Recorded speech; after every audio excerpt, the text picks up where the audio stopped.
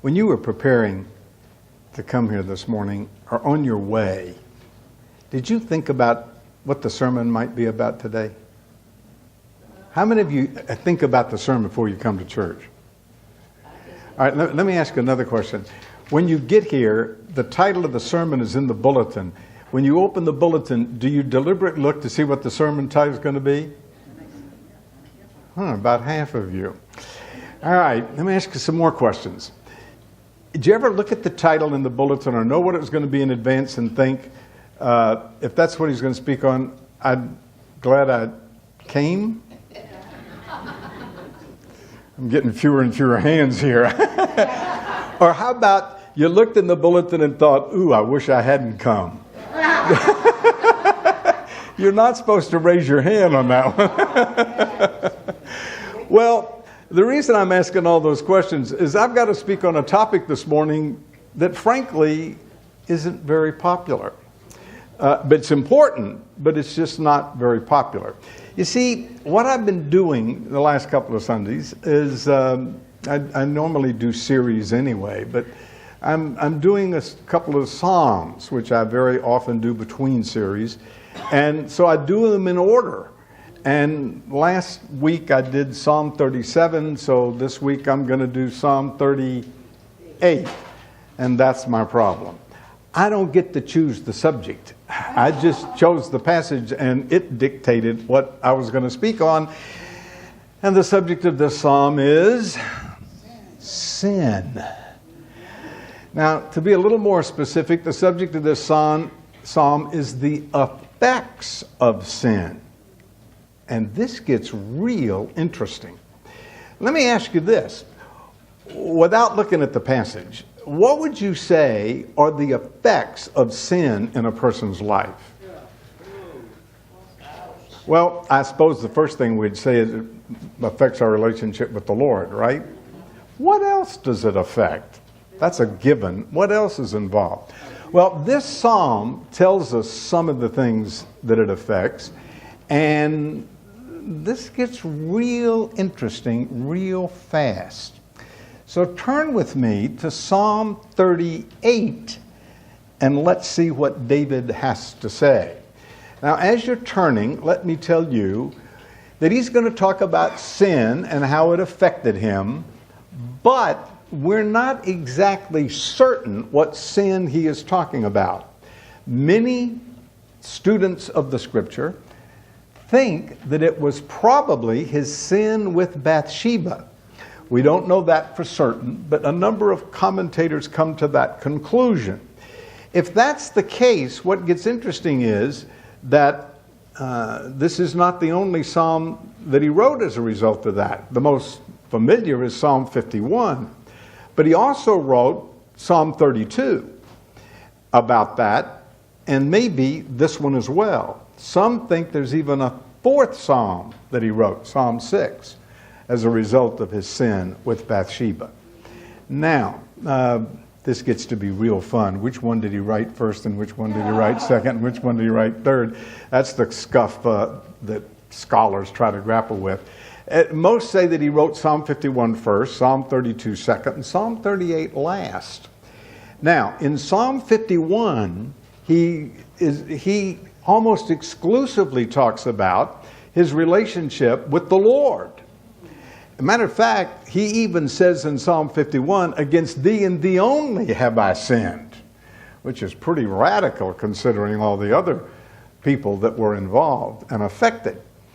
In Psalm 38, he talks about some of the ramifications of sin that are really maybe surprising.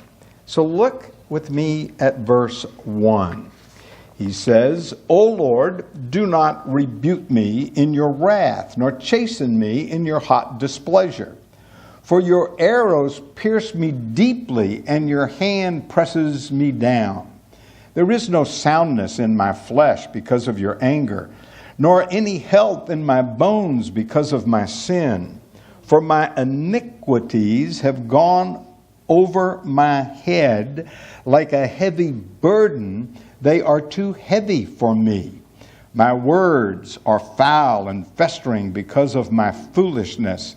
I am troubled. I am bowed down greatly. I go mourning all the day long. For my loins are full of inflammation, and there is no soundness in my flesh. I am feeble and severely broken. I groan because of the turmoil of my heart. I'm going to pause here. There's much more. But what happens in this passage is that 3 times he addresses the Lord. He does that here in verse 1. He does it again in verse 9.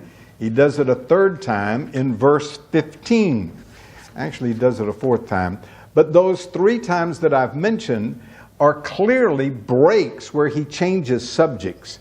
So the fact that he addresses the Lord those 3 times gives us sort of the outline of the whole psalm. So what I did just now is read the first part, the part that is the first division of the psalm.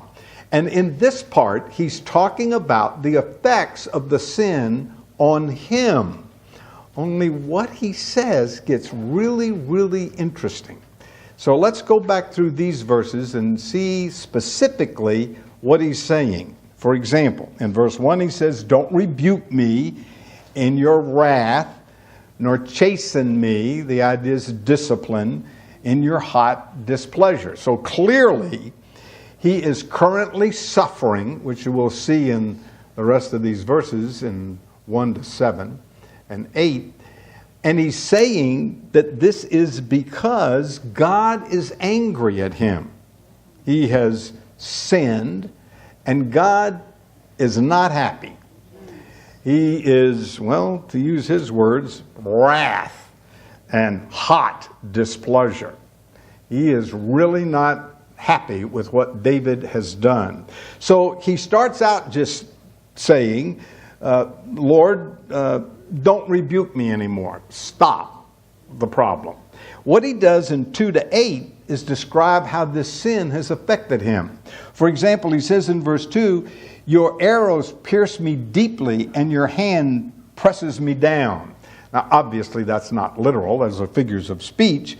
But he's saying that the emotion I feel is like somebody shot me through with an arrow.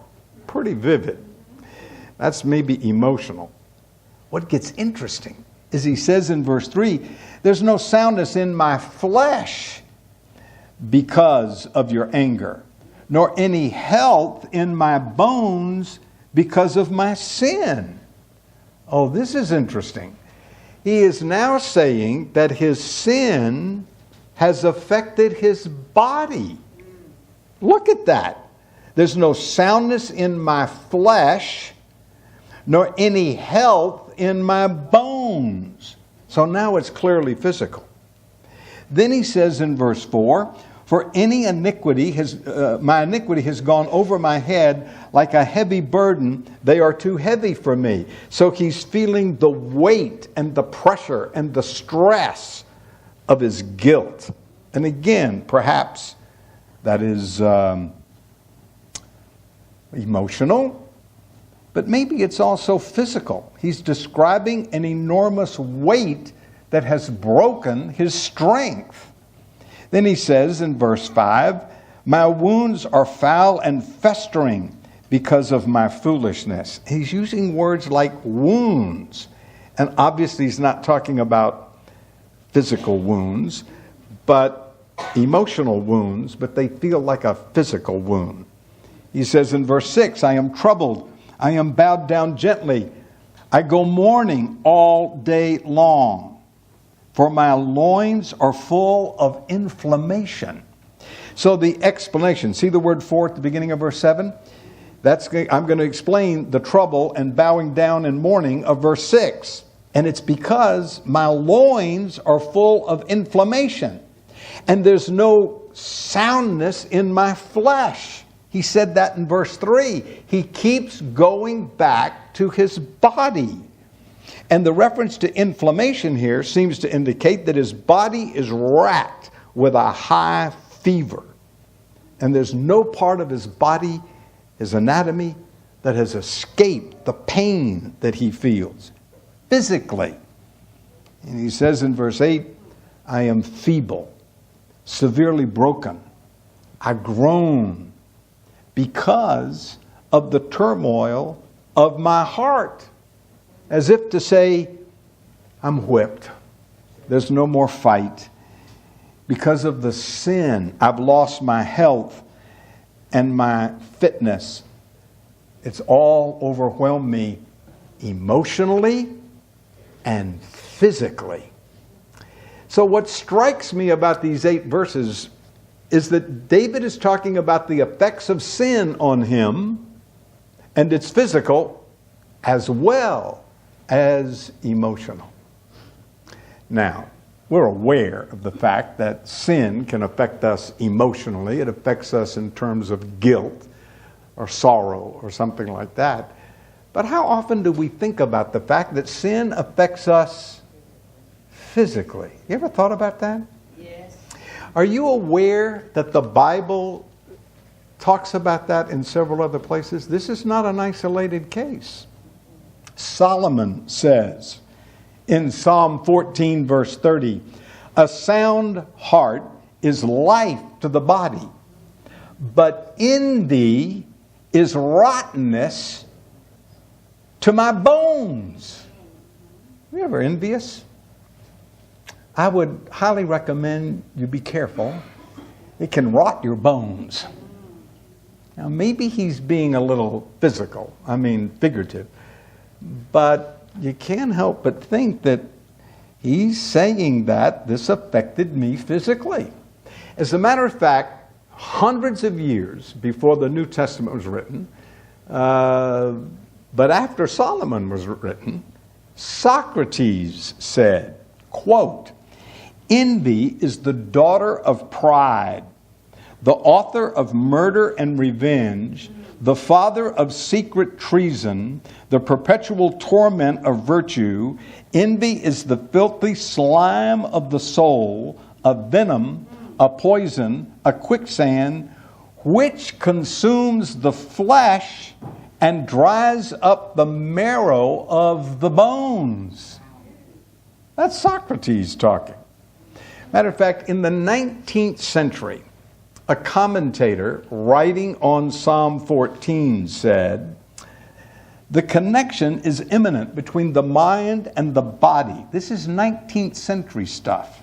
Between the spirit and the tabernacle in which it resides. They mutually affect each other.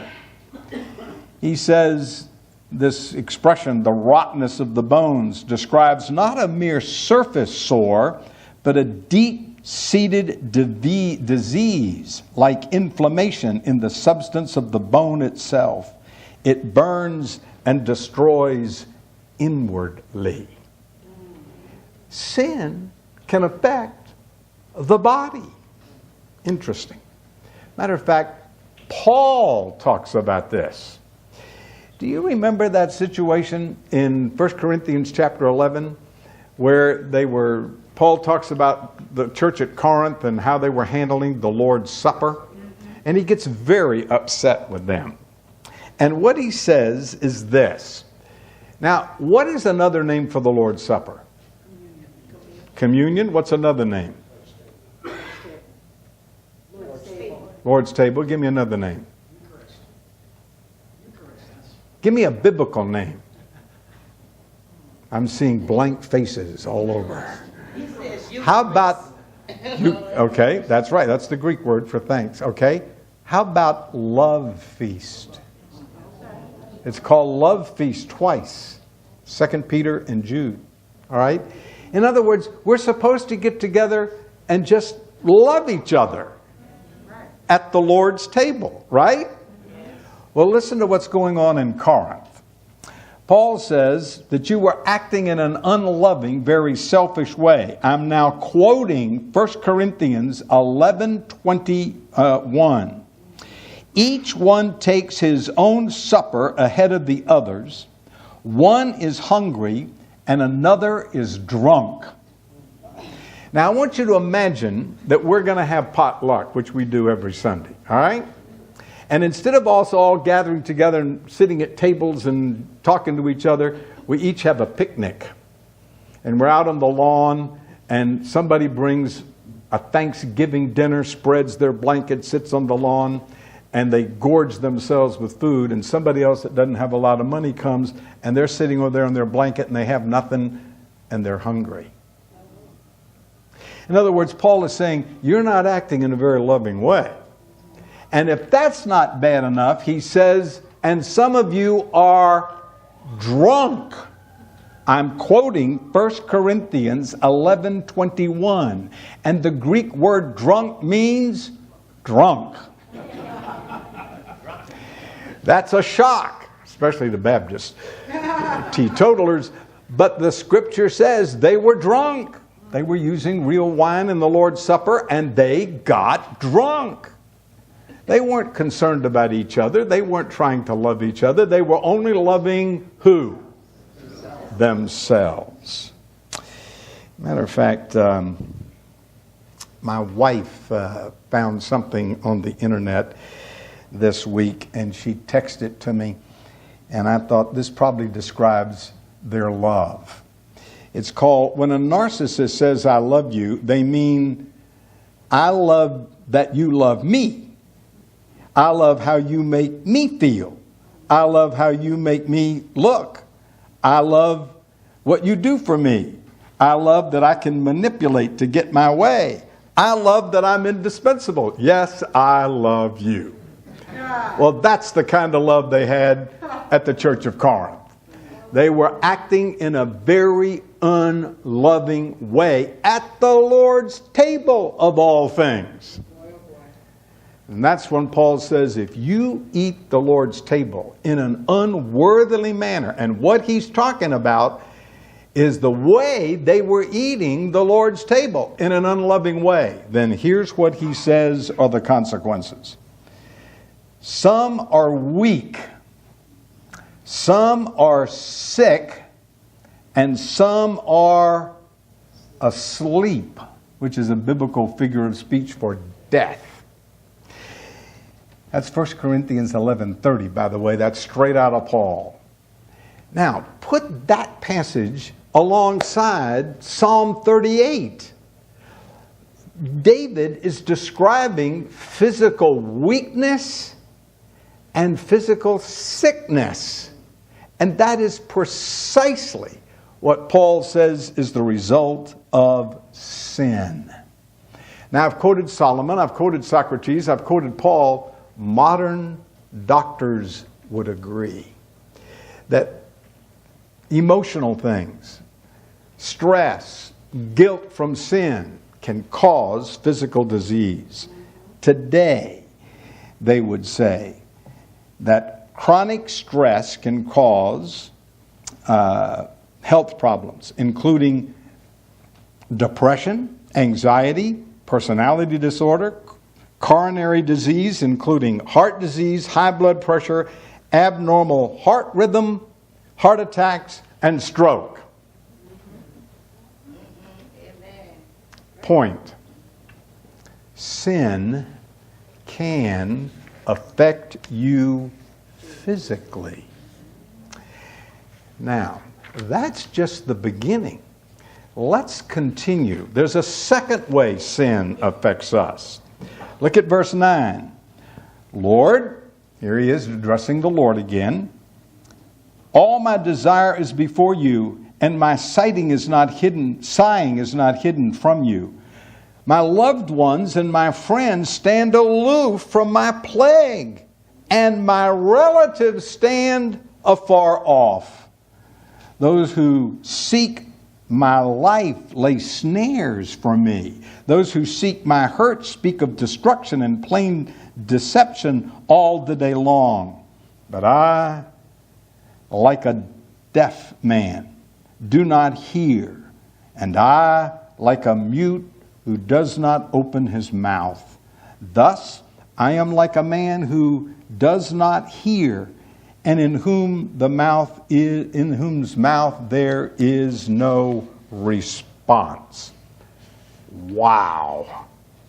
Now he's talking about the effects of sin on his relationships to other people. So in verse 9, he addresses the Lord for the second time in this passage. And he says, all my desire and my sighing is not hidden from you. He's aware that the Lord knows what's going on. My heart pants, my strength fails me, for as for the light of my eyes, it has gone from me. So again, he's describing how this has affected him. His heart is palpitating. His strength is being drained away. All the sparkle has vanished from his eyes. And here's why. Verse 11, my loved ones and my friends stand aloof from my plague. What? This has affected his relationship with his friends and with his relatives. As a matter of fact, whatever sin it was that he committed, they are standing afar, aloof from him. Matter of fact, the Hebrew word translated plague is the word that's translated leper. They were standing off from him as if he had leprosy. They would not come close to him. They were avoiding him. Now, what's he talking about? What's this? Well, I think probably the explanation of this verse is in 1 Kings chapter 1. David had several sons. And after his sin with Bathsheba, they rebelled against him. One of his sons, this is all described in 1 Kings chapter 1, got 50 men around him to take over the throne. Got one of David's generals to side with him. Got the priest to side with him. And David was helpless at this point. He, according to 1 Kings chapter 1, he was old, for one thing. At any rate, he just had no strength to withstand them. Perhaps that's what he's talking about. We don't know for certain, but that's probably a good guess. Then he says, all right, verse 11 is talking about his enemies. Verse 12 is talking about his enemies. Those who seek my life. They seek my hurt. They're plotting against me. So he says, and here's my response. Like a deaf man, I didn't say a word. I didn't pay any attention to the threats. I'm like a deaf man. I do not hear them. I'm like a mute man. I didn't open my mouth either. I did not hear what they had to say, and I didn't speak. So he concludes in verse 14, thus, like a man who does not hear, and whose mouth there is no response. So he simply did not reply to them. Not a bad idea, especially in some cases. But now, my point is that in the first section, verses 1 to 8, he's talking about the effects of sin on him physically as well as emotionally. In verses 9 to 14, he's talking about the effects of sin on his relationships with other people. Now, what I find fascinating about this is that in Psalm 51, he's so concentrated on his relationship to the Lord that he said, against thee and thee only have I sinned. But in Psalm 38, he talks about how this had ramifications on his relationships with other people. I think this is instructive. I think when we often think of sin and its consequences, we think of how it affects us and the Lord. It loses our fellowship. That's the common way we say it. It breaks fellowship. Now, while all that may be true, it also affects our relationship with other people, depending on the sin and the circumstances. And I was thinking about this passage this week. I decided, I wonder what Google would say about this. So I Googled the effects of sin, just to see what it would say. And sure enough, it found preachers who were talking about the effects of sin. That made me feel better. I'm not the only one doing this. And I found articles on the 4 effects of sin and the 10 effects of sin. And then I found one on the 6 effects of sin. Now, I decided to quote that one, but they all said the same thing. Here's what that preacher said. Here are the effects of sin. Sin deprives us of spiritual strength and comfort. Sin weakens the soul and deprives us of its strength. Sin becomes the delight of the heart. Sin becomes the meditation of our mind. Sin hinders our spiritual walk. Sin darkens the soul. Those were his 6 effects of sin. Now, I'm not doubting that all those things are affected. I'm simply saying that one that gets overlooked is that sin affects relationships. Just go back to the beginning. Adam and Eve sinned. What happened? It broke relationships. So God comes saying, Adam, where are you? You're not where you're supposed to be. You're hiding from me. So the first indication is that it broke the relationship with the Lord. The second is he finds them, and all of a sudden they got fig leaves on, indicating it affected the relationship between them. As a matter of fact, a number of years ago, a friend of mine, a well-known Christian professor of psychology, said to me, you could look at all the problems people have that come out of that very issue. It was sort of his overview of psychology. I really like it. That what happened as a result of sin is we are alienated from God, we are separated from each other, and if you go to Romans 7, we're fragmented within ourselves. That's not a bad summary of the plot, the lot of where we are. And then he said, all of life is a struggle to get back to those relationships. That people have individual problems because they are fragmented within themselves. They have relational problems because they are separated from each other. And they have problems with the Lord because they're alienated from Him. And if you do a lot of counseling, as pastors do and as counselors do, you quickly discover it usually falls into those categories.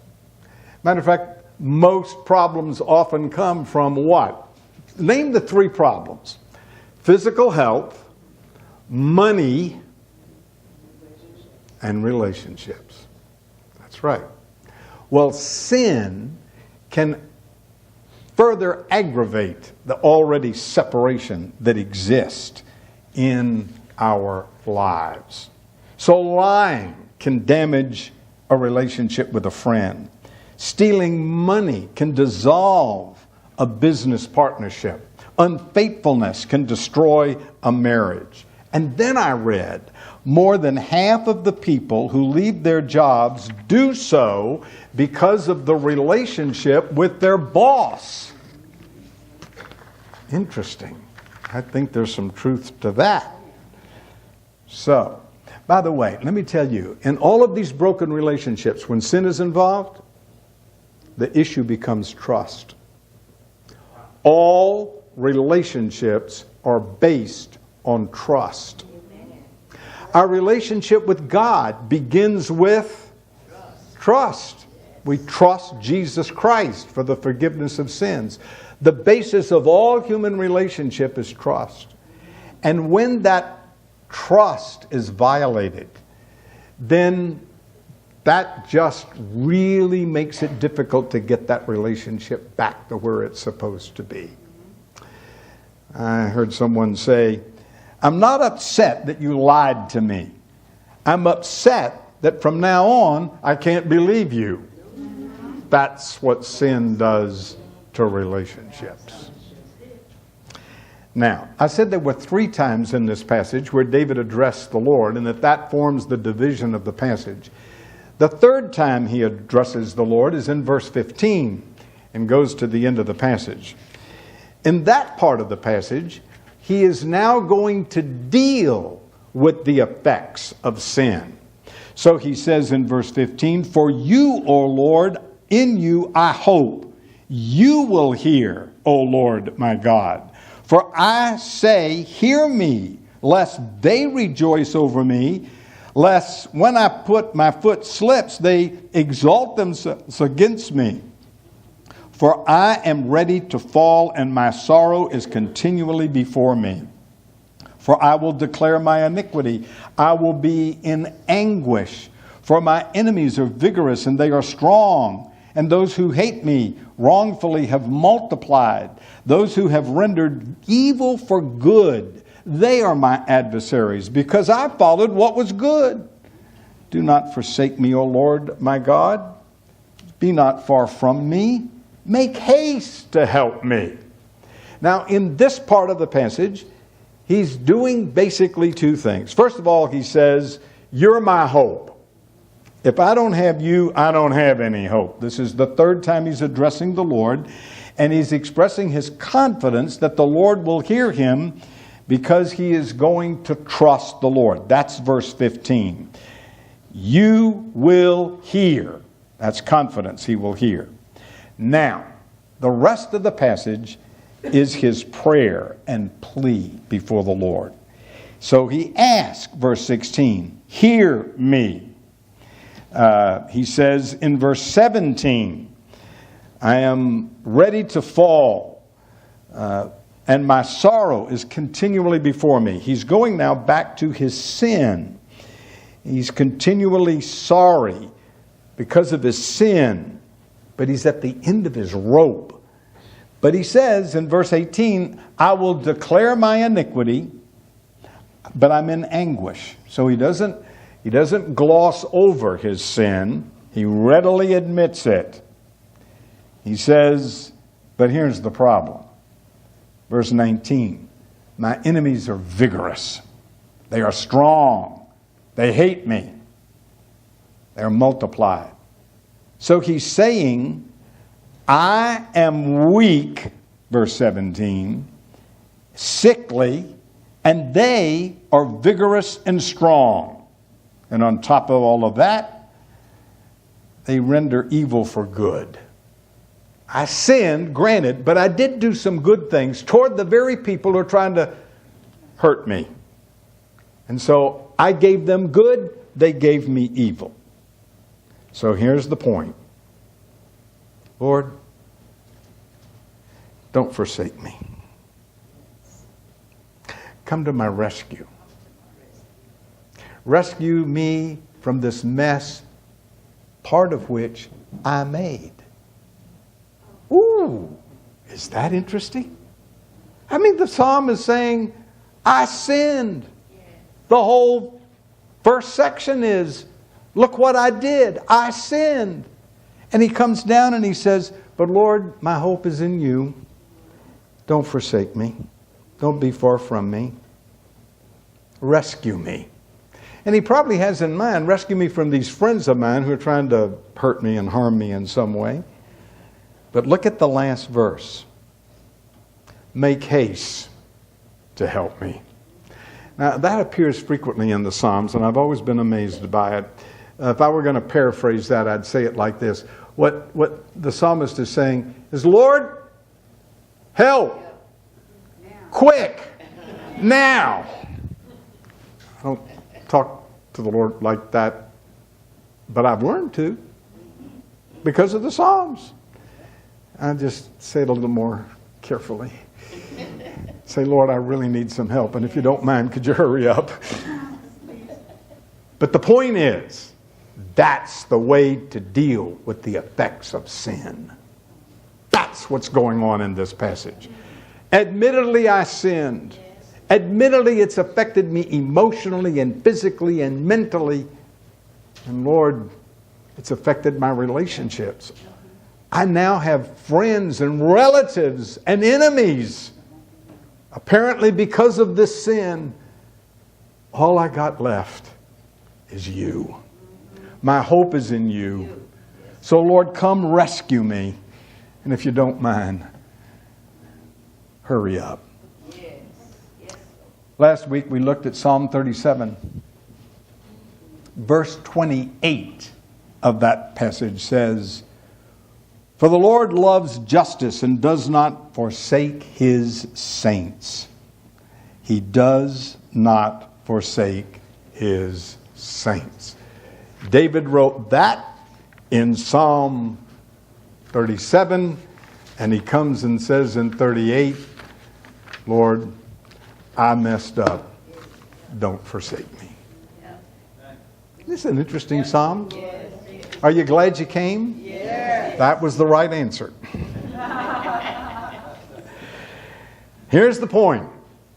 When you are dealing with the effects of sin, the effects of sin that's your own fault, including physical disease, desertion of friends and family, as well as the opposition of enemy, here's what you do.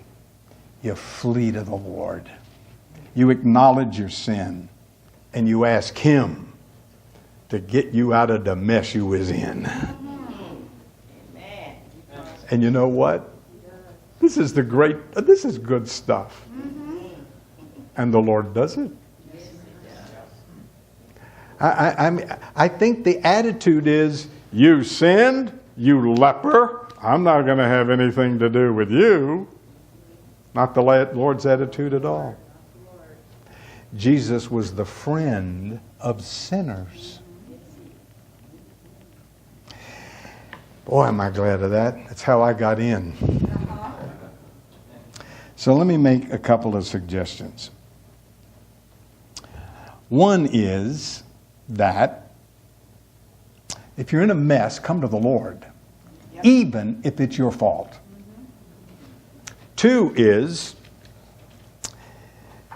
maybe if it causes that kind of a problem, maybe we should think twice before we sin. You think? Yeah. And thirdly, the Lord wants to be your Father. He's a loving Father, and He rescues sinners. In the 1992 Barcelona Olympics, Derek Redmond of Great Britain was considered the favorite contender for a medal. In the August Olympic game of August the 3rd, he was pitted against 7 others in the semifinals for the 400 meters. He felt poised, waiting for the race to start. As the gun went off, his body was translated into a human locomotive, feverishly charging against the other runners. As he prepared to round the curb, after the halfway mark, he suddenly heard a pop. It was his right hamstring. He soon found himself trapped with a seizing pain in his leg. The other runners passed him as he desperately continued his painful trek around to the finish line. He ran with difficulty for a few steps and began to stumble. His father, watching from the stands, became keenly alert of his son's difficulty. Back on the field, the track, Derek was struggling. The pain in his leg was a result of a torn right hamstring. He tried to run, but stumbled and fell on his face in the middle of the track, wrenching in agony. As help was approaching, Derek fought to his feet and began hobbling toward the finish line in a desperate effort to finish the race. But he had fallen and now was far behind. Suddenly, his father came out of the stands, brushed aside the security guard, and ran to his son. Putting his arm around him, he helped him to the finish line. As Derek and his father crossed the finish line, the crowd rose and cheered and wept. He didn't win a gold medal at Barcelona, but he walked away with the incredible memory of a father who came to him in his need and helped him finish the race. That, my friend, is our loving Heavenly Father. Father,